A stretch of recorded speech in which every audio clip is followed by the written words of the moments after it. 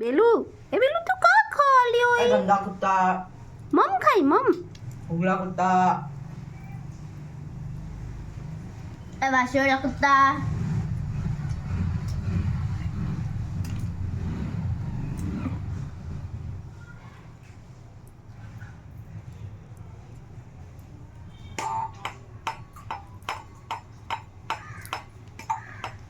अखरोट दिमाग जैसे दिखे ने वास्ते एवं दिमाग વધે तो भाई बदाम दिमाग जैसे नहीं दिक्कत तो फिर दिमाग क्यों नहीं होते मन नहीं था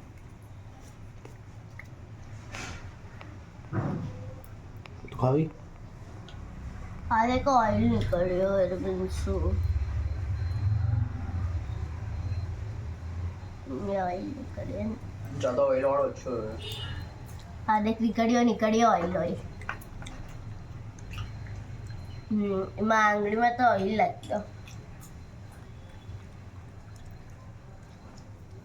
પ્રેસ કરો ને